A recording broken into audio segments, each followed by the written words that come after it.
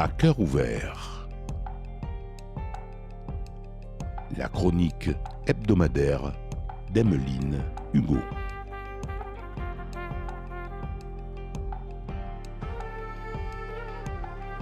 Salut les amis. Cela vous est-il déjà arrivé d'être considéré comme un peu différent ou complètement à côté de la plaque dans un domaine alors que vous étiez plutôt sûr de vous?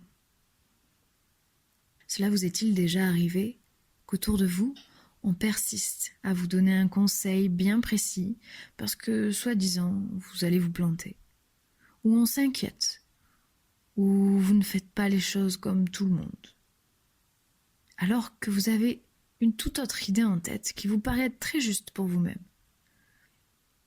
Cela vous est-il déjà arrivé d'avoir cette sensation, comme si vous n'alliez pas à la même vitesse que les autres, comme s'ils ne voyaient pas ce que vous voyez, comme si le monde entier voulait vous faire douter?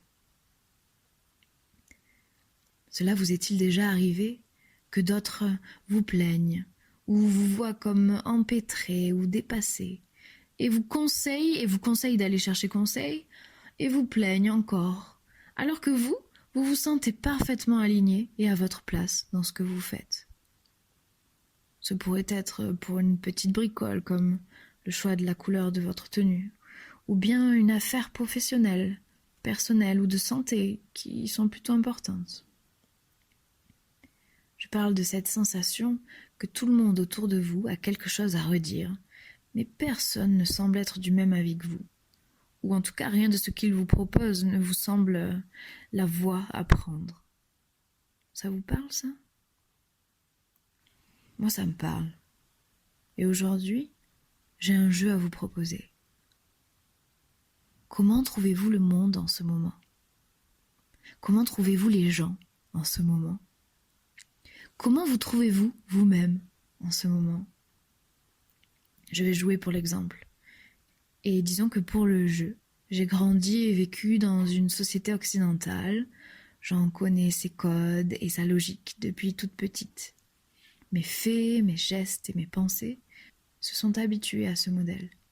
Il est devenu fluide et assez automatique, presque naturel et imperceptible.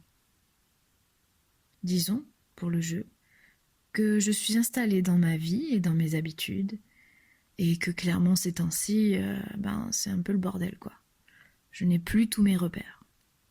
Disons que je trouve le monde chaotique en ce moment, du social à l'économique, en passant par l'environnemental au politique. Alors disons que dans ce que je nomme chaos, je ressens d'un coup diverses émotions, parfois en même temps. Cela m'amène dans des zones inconnues, souvent c'est inconfortable au début. Disons aussi que du coup mon quotidien est chamboulé, et cela n'est pas confortable non plus, à première vue. Ma vie et mes habitudes changent, elles évoluent, et pour certaines je ne peux les contrôler. Le chaos me frappe de tous les côtés, les comportements des gens me semblent changeants, pas dans le sens d'agréable. Les habitudes qui s'installent ne correspondent pas toutes à mes idéaux sociétaux et sociaux. Les choses que je ressens peuvent parfois me submerger ou au contraire m'anesthésier. Je peux observer ces vagues s'étendre telles des tsunamis, de l'hyper local à l'hyper global. Nous parlons de la planète entière. Attendez, pause. Nous ne parlons pas de la planète entière. Nous parlons de tous les humains sur l'entièreté des terres de la planète. À ce stade du jeu, viennent les questions suivantes. Et si c'était moi qui conseillais là? Et si j'étais cette personne du début qui ne me comprend pas et me conseille et veut me mettre dans sa norme? Et si le monde n'allait pas à la même vitesse que moi et pourtant se sentait lui aligné? Et si je ne réussissais pas à voir ce que la planète voit, elle? Et si c'est moi qui voulais conseiller et normer le monde alors qu'il veut simplement réaliser son idée? Est-ce qu'à ce moment-là, je le verrais comme chaotique de mon point de vue, et à côté de ces pompes?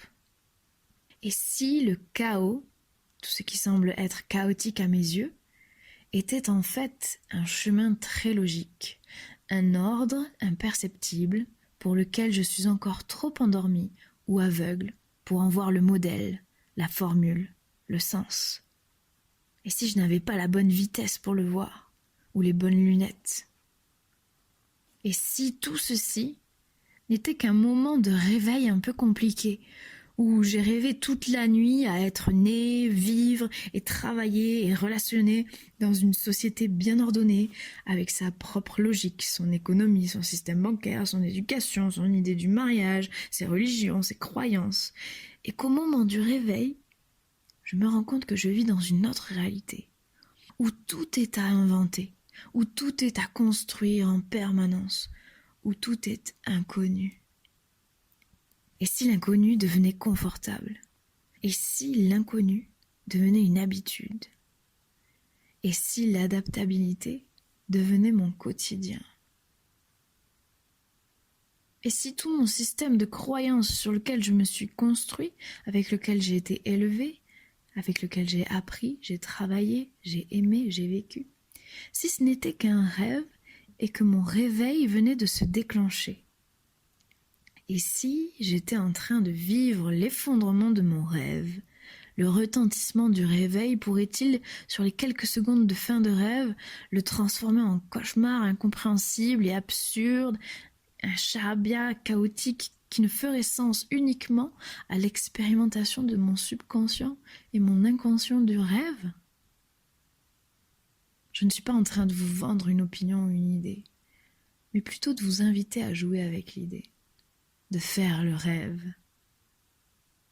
Et si dans cette période de réveil, là où le rêve devient lucide, j'avais le contrôle sur tous les paramètres du rêve?